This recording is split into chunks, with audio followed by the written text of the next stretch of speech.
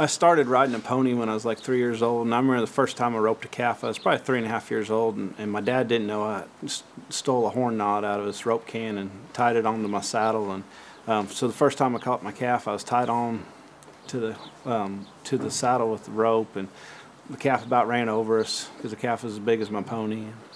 That was probably the first thing I remember riding.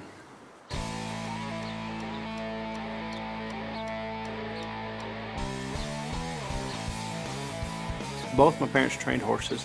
My dad's an instructor of equine at the University of Findlay, and my mom rode English horses, and they both judged. My dad and grandpa are both in the NRHA Hall of Fame. So I've rode horses my whole life, and I've rode some reining horses, cutting horses, but roping was my passion. So after I graduated from Oklahoma State with ag education degree, and I started with PRCA rodeos right after that. Made the NFR in 2004, and while I was rodeoing, I also show horses. I didn't train horses at the time, but I still went to the World Show and competed. After I made the NFR in 2004, I started training horses on my own. We've won 12 AQHA World Championships.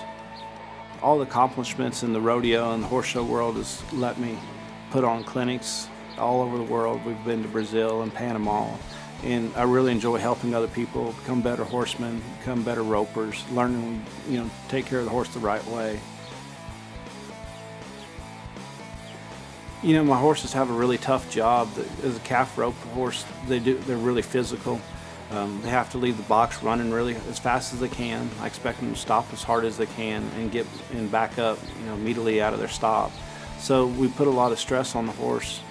What I like with the Cetyl M is that, it makes them feel good and gives them the opportunity to work to the best of their ability. My mare, Twister's Noya Gay, or Roni, she's 20 years old this year, and she's still going. She's a 4-time AQHA World Champion. She's been to the NFR twice, and we're planning on taking her back to the NFR this year.